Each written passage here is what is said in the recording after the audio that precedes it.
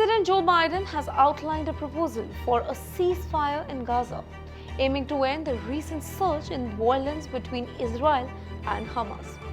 He described as a three-phase Israeli proposal for a ceasefire in Gaza and in return for the release of Israeli hostages. He said that it's time for this war to end.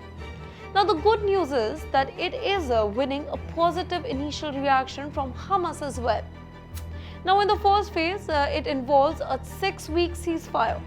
During this time, Israeli forces will leave all populated areas of Gaza. In fact, some hostages, including elderly people and women, will be freed in exchange for hundreds of Palestinian prisoners. Palestinian civilians will be allowed to return to their homes in Gaza, and 600 trucks a day will bring humanitarian aid into heavily damaged areas. In this phase, Hamas and Israel would work on negotiating a permanent ceasefire. President Biden said that this ceasefire could continue as long as Hamas keeps its promises. If these negotiations take longer than 6 weeks, the temporary ceasefire would be extended until they are finished. Now, in this phase, all remaining living hostages, including male soldiers, would be released. Hamas forces would leave Gaza and the permanent ceasefire would start. Now, in the third phase, which is the last phase, it would involve a big reconstruction plan for Gaza and returning the last remains of the hostages to their family. So these were the three phases. Also, in a speech, President Joe Biden said the Israeli leaders to resist pressure from people in Israel who wants the war to continue indefinitely.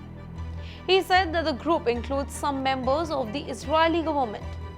They want to occupy Gaza, they want to keep fighting for years, and hostages are not a priority for them.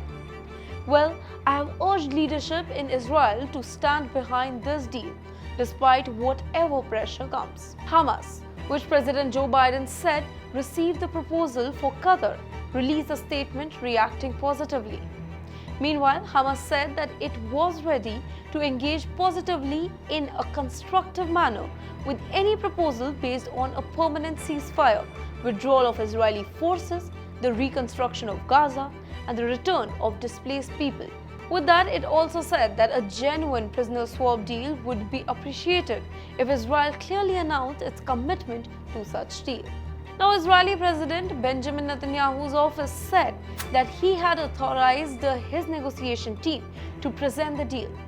However, he insisted that the war will not end until all its goals are achieved, including the return of all hostages and the destruction of Hamas military and governmental capabilities. Separately, the Israeli military said that its forces have finished operations in Jabalia area of North Gaza after days of heavy fighting.